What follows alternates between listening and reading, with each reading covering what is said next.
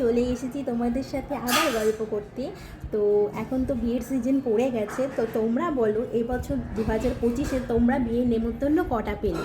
তো I guess জানো আমি অনেকগুলো বিয়ের নেমন্তন্ন পেয়েছি, তাই তোমাদের সাথে শেয়ার করতে চলে এসেছি। একটা নয়, দুটো নয়, তিনটে নয়, চারটে বিয়ে বাড়ি 2025-এ। তো খুব খুব আনন্দ হচ্ছে।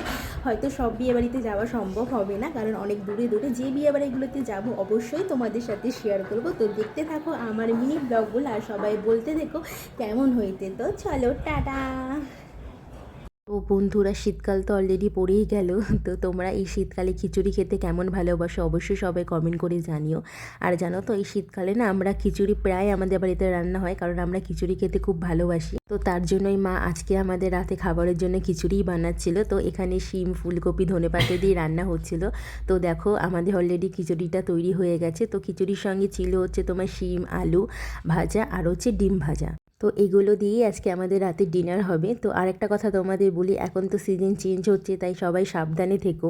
আমাদের ঘরের প্রত্যেকটা ফ্যামিলি মেম্বারেরই প্রায় শরীর খারাপ ছিল, মা, দিদি, বাবার, আমারও ছিল।